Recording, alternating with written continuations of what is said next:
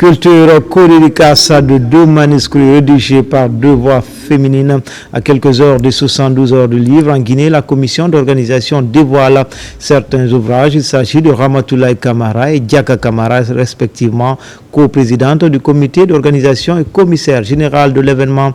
Une première expérience pour ces dames, source d'inspiration et modèle de réussite. Nabila Moussa Camara, Isiaga Camara. Après leur tournée en Europe pour accompagner la candidature de Conakry, ville créative de l'UNESCO, Ramatoulaye Camara et Diaka Camara ont, à l'occasion de la cérémonie de co-dédicace de leurs ouvrages, donné des explications sur leur mission de travail et les préparatifs de l'événement Les 112 heures de livre. Je pense que c'est une première dans notre pays que 2 femmes décident d'écrire et décident de présenter leur ouvrage le même jour dans la même salle.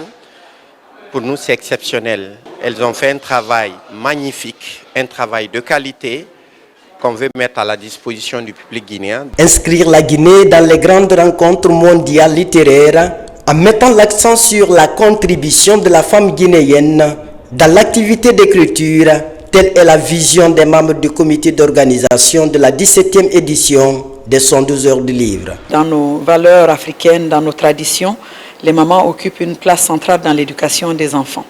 Et donc, à travers mon livre, je relate le parcours de ma mère, qui est le parcours d'une enfant qui a perdu très tôt sa mère, un parcours d'une orpheline qui a, par son courage, par son humilité et par son entêtement, réussi à surmonter les épreuves de la vie. Nous voulons que cette jeune génération s'inspire des modèles de chez nous.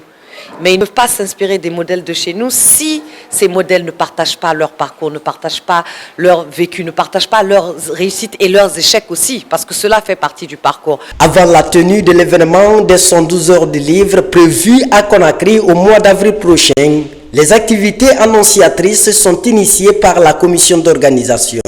Placée au centre de ce rendez-vous littéraire, la gente féminine commence déjà à s'intéresser à l'écriture. À travers ces livres, nous pouvons voir des parcours exceptionnels, déjà sur le leadership authentique, et pour l'autre, de s'inspirer de sa mère. Pour la réussite des 112 heures de livre, les responsables encouragent la synergie d'action.